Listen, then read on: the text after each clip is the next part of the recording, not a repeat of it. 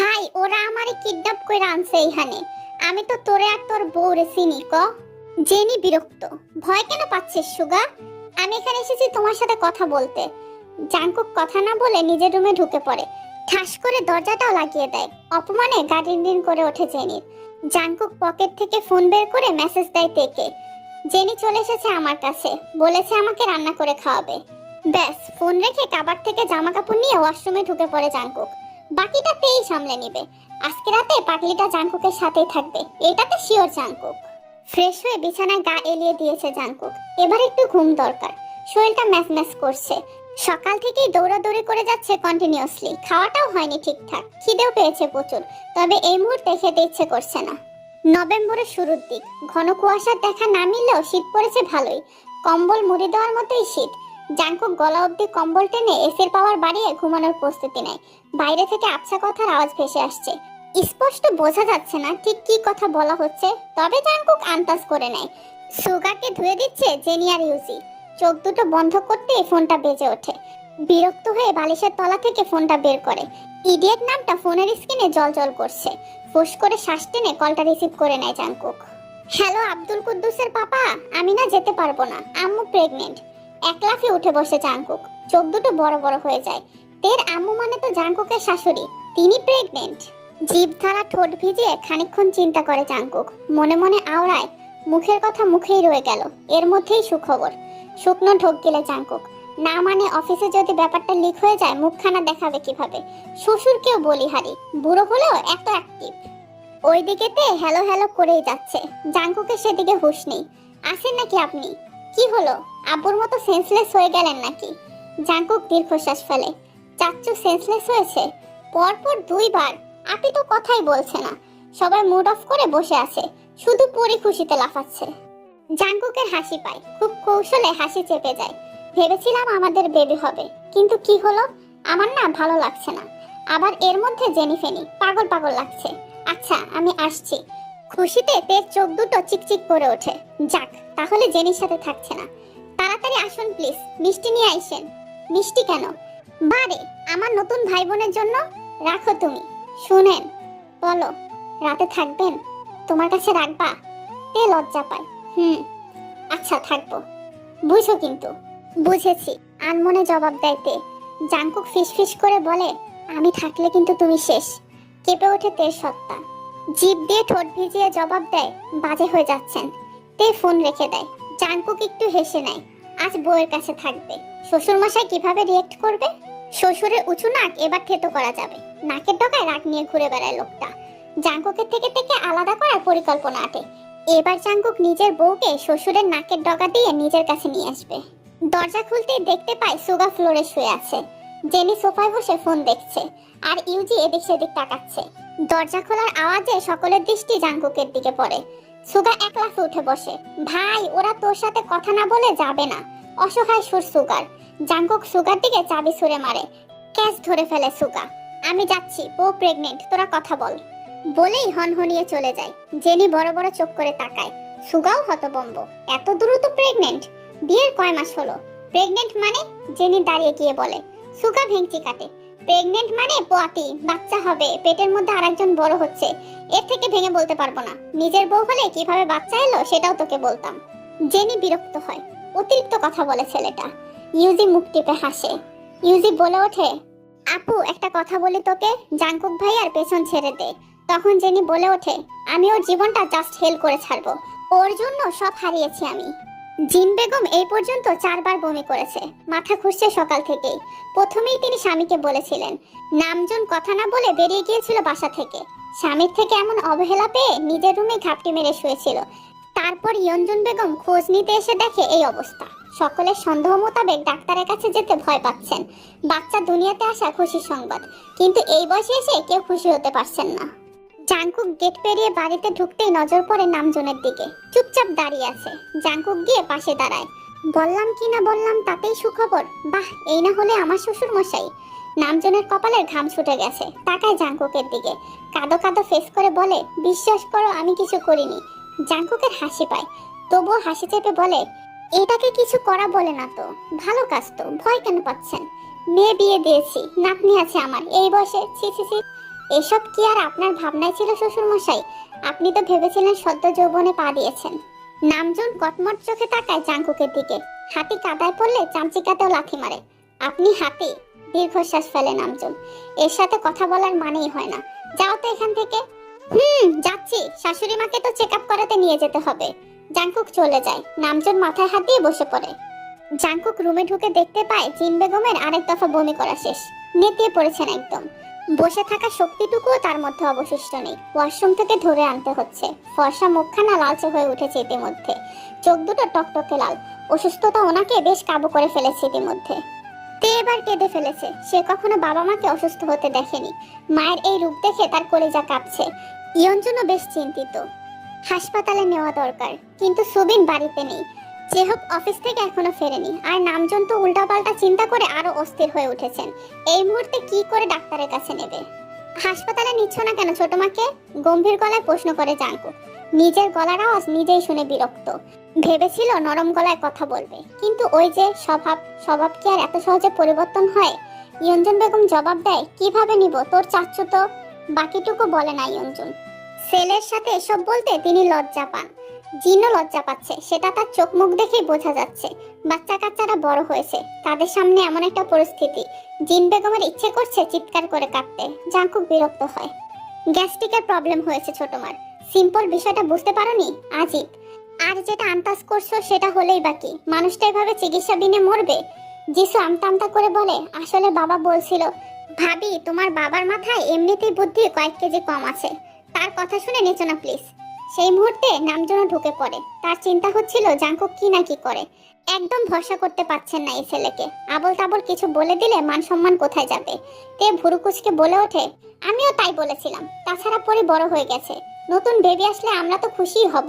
আমার তো আর সেই কথাটা শেষ করতে দেয় না জাঙ্কুক। ধমকে ওঠে, চুপচাপ বসে থাকো ইডিয়েট।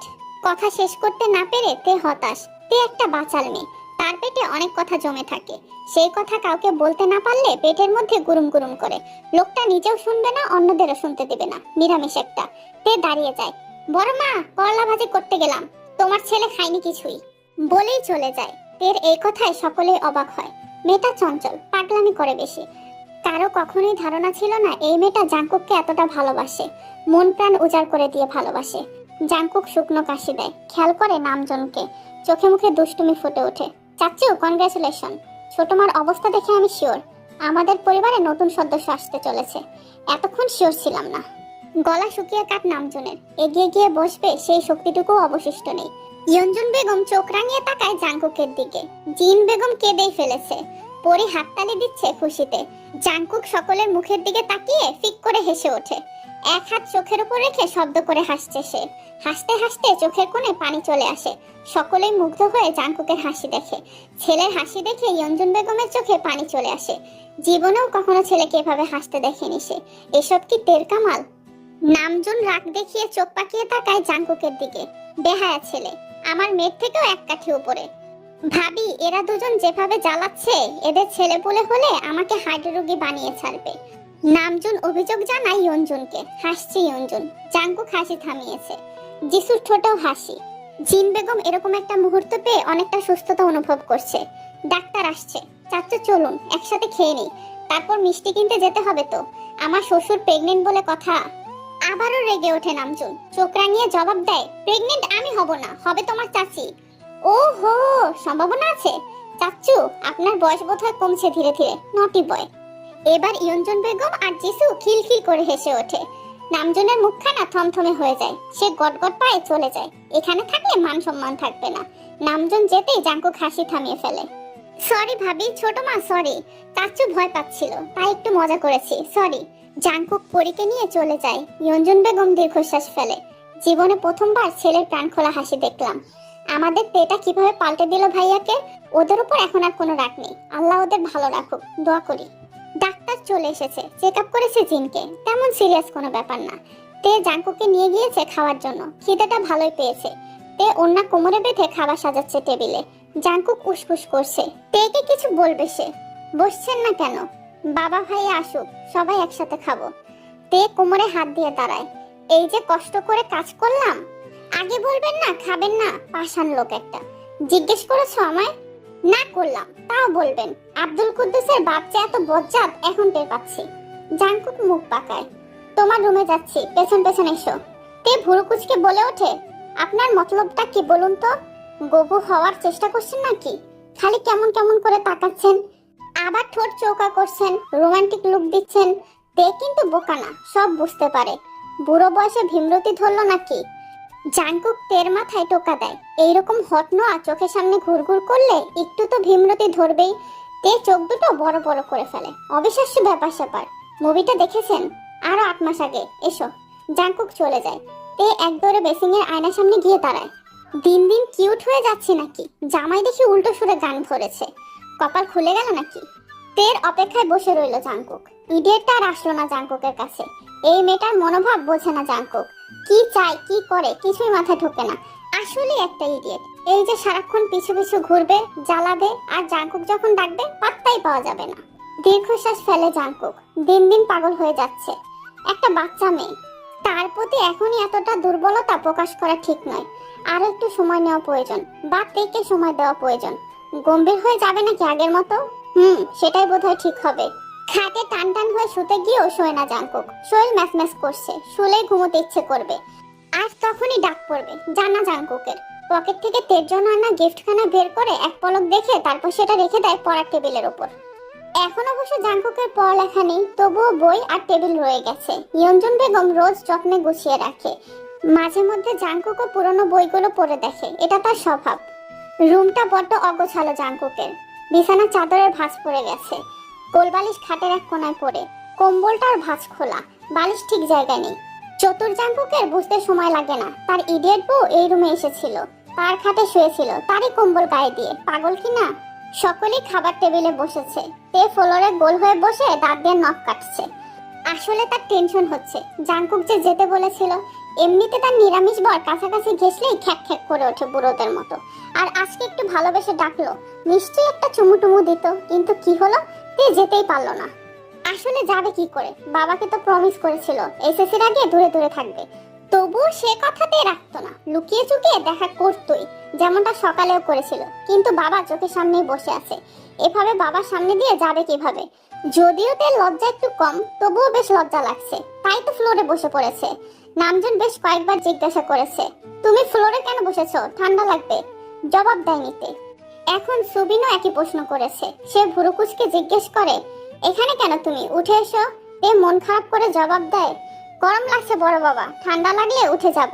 আর কিছু বলে না সুবিন। তিনি খেতে বসে যায়। সবাইকে খাবার বেড়ে দিয়ে ইয়ঞ্জন বলে ওঠে, তে জাংকুককে ডেকে নিয়ে আয়। তে যেন এটারই অপেক্ষায় ছিল, এক লাফে উঠে দৌড় দেয়। জাংকুকের রুমে ঢুকে হাঁপাতে হাঁপাতে বলে, আব্দুল কুদ্দুসের নানা বড় বড় চোখ করে বসেছিল। কথা দিয়েছিলাম না তাকে এসএসসির আগে কাছাকাছি আসবো না, তাই আসতে পারিনি, সরি জামাই। জাংকুক খাটে আতশোয়া হয়ে একটা খাতা হাতে নিয়ে উল্টে পাল্টে দেখছিল। তেকে দেখে সোজা হয়ে বসে। কথা বলার ধরন দেখে হাসি পায়, তবুও লুকিয়ে রাখে। ইটস ওকে, রাতে আমার সাথে ঘুমাবে। তের চোখ দুটো বড় হয়ে যায়। কিভাবে ঘুমাবে সে তার সাথে? ছি ছি, বাড়ির সবাই কি ভাববে? জাংকুক খাতাটা রেখে দেয় টেবিলে। টি শার্ট টেনে টুনে ঠিক করে। বাঁ হাতে চুলগুলো পেছনে ঠেলে স্যান্ডেল পায়ে চাপিয়ে বেরোনোর প্রস্তুতি নেয়। তে এখনো ভাবনায় বিভোর। জাংকুক মাথা নিচু করে মুখটা তের কান বরাবর নিয়ে নেয়। ফুদায় তের কানে, শুকনো ঢোক গলে চোখ বন্ধ করে ফেলে তে। আব্দুল কুদ্দুসের মা না আসলে আব্দুল কুদ্দুসের বাবা চলে যাবে জেনির কাছে, বুঝেছো ডার্লিং? পরপর বড় বড় পা ফেলে বেরিয়ে যায় জাংকুক। রেখে যায় কাঁপতে থাকা ছোট্ট সত্তা তেকে। দিয়ে যায় টেনশন বাড়িয়ে। কিভাবে কি করবে এবার? মুখটা গোমড়া করে তেও জাংকুকের পিছু ছুটে। জিন বেগম অনেকটা সুস্থ, ওষুধ খাওয়ার পর বমি কমেছে। হালকা পাতলা একটু খাবার খাইয়ে দিয়েছে। আপাতত তিনি চোখ বন্ধ করে রেস্ট নিচ্ছে। তে একবার এসে দেখে যায় মাকে। আজকে জিনের কাছে ঘুমাবে পরি। মাঝে মধ্যে এসে দাদি বা নানির মাঝখানে থাকে। আজকে অবশ্য তে চেয়েছিল পরীকে জাংকুকের কাছে পাঠাতে। পরি থাকলে একটু স্বস্তি পেত। নিজের ভাবনায় নিজে অবাক হইতে। এই তো সারাক্ষণ মৌমাছির মতো ছুটে বেড়াতো জাংকুকের পিছু পিছু। আর আজকে এমন গলা শুকিয়ে আসছে কেন? নার্ভাস লাগছে কেন? আশ্চর্য ব্যাপার স্যাপার। নামজন প্রচন্ড রেগে আছে জাংকুকের উপর। বেয়াদব ছেলে, মনের মধ্যে আবল তাবল চিন্তা ঢুকিয়ে দিয়েছিল। তাই তো সে তার সুন্দরী বউকে ডাক্তারের কাছে নিল না, ভয়ে পালিয়ে পালিয়ে বেড়ালো। এখন সে বউয়ের কাছে যাবে কি করে? ঝাঁটার বাড়ি মেরে তাকে তাড়িয়ে দেবে জিন। অসহায় নামজন আজকে গেস্ট রুমে ঘুমাবে। এসবের জন্য কি জাংকুক দায়ী নয়? আলবাত জাংকুক দায়ী। বিড়বিড় করতে করতে তিনি গেস্ট রুমের দিকে চলে যায়। তে এটারই অপেক্ষায় ছিল। বাবা সরতেই সে এক দৌড়ে জাংকুকের রুমের সামনে আসে। দুরু দুরু বুক কাঁপছে। দরজা আধ খোলা। জিভ দিয়ে ঠোঁট ভিজিয়ে প্রথমে মাথাটা ঢুকিয়ে দেয়। লাইট জ্বলছে। জাংকুকও বিছানায় উপর হয়ে শুয়ে ফোন দেখছে। টি শার্ট খুলে ফেলেছে। প্রথমবার বোধহয় জাংকুককে খালি গায়ে দেখলো তে। লোকটা এত আকর্ষণীয় কেন? উফ। তোমার পেছনে আব্দুল কুদ্দুসের নানা। জাংকুকের বলতে দেরি, তে ঠাস করে পড়ে যেতে দেরি নেই। দরজার সামনে ঝোলানো পর্দা ছিঁড়ে পড়েছে সে। সমস্ত ভার পর্দার ওপর ছিল কিনা। জাংকুক তের দিকে তাকিয়ে দীর্ঘশ্বাস ফেলে। এগিয়ে যায় ওঠাবে বলে, কিন্তু তার আগেই তে উঠে পড়ে। দরজা বন্ধ করে দেয়। বুকে হাত দিয়ে জোরে জোরে শ্বাস টানছে সে। জাংকুক কোমরে হাত দিয়ে দাঁড়ায়। মানুষ হবে কবে তুমি? তে গাল ফুলিয়ে জবাব দেয়, মানুষই তো। বাদর তুমি, শুধু একটা লেজ থাকলে গাছে ঝুলতে। তে মুখ বাঁকায়, জবাব দেয় না। ঘুমাবো আমি, সারাদিন যেভাবে দৌড় করিয়েছো। জাংকুক লাইট অফ করে টান টান হয়ে শুয়ে পড়ে। ড্রিম লাইট জ্বালানো আছে অবশ্যই। তে বিড়বিড় করে জাংকুককে বকতে থাকে। কত রিস্ক নিয়ে আসলো, আবার পড়েও গেল। একবার জিজ্ঞেস করা উচিত ছিল না তে ঠিক আছে কিনা, ব্যথা পেয়েছে কিনা। তা না, ধমকে শেষ করলো। বজ্জাত লোক, নিরামিষ একটা। সারা রাত দাঁড়িয়ে থাকার প্ল্যানিং করছো নাকি? ওকে, আমি যাচ্ছি। জাংকুক উঠতে নিলে তে ঠাস করে শুয়ে পড়ে। জাংকুকের কানের কাছে মুখ নিয়ে ফিসফিস করে বলে, এত যাই যাই করেন কেন? একটু ভয় পাই বলে ভয় দেখাতে হবে? জাংকুক আলতো হাসে, জড়িয়ে নেয় তেকে। বুকের মাঝখানে তের ছোট্ট মাথাখানা চেপে ধরে। তে আবেশে চোখ দুটো বন্ধ করে ফেলে। টুপ করে চুমু খেয়ে নেয় জাংকুকের বুকে। পরপর নিজেই লজ্জায় হাঁসফাঁস করতে থাকে। অস্বস্তি হচ্ছে, এভাবে ঘুমাবে কি করে? জাংকুক নিজের গালখানা তের গলায় রাখে। ভূমিকম্পের মতো কেঁপে ওঠে তে। ছটফট করতে থাকে। বিরক্ত হয় জাংকুক। ডিস্টার্ব করলে যা করতে মন চাইছে সব করে ফেলবো। তে শুকনো ঢোক গেলে রিনরি নিয়ে জবাব দেয়, কাতুকুতু লাগছে। লাগুক। দম বন্ধ হয়ে আসছে। মরে যাও। বুক কাঁপছে। কাঁপতে দাও। সহ্য হচ্ছে না। এইটুকু সহ্য করতে না পারলে আমাকে সামলাবে কিভাবে? তের মুখে কথা নেই। জাংকুক মুখ তুলে চুমু খায় তের ললাটে। তারপর আবারও কাঁধে মুখখানা লুকিয়ে ঘুমোনোর প্রস্তুতি নেয়। ঘুমাও জান, গুড নাইট।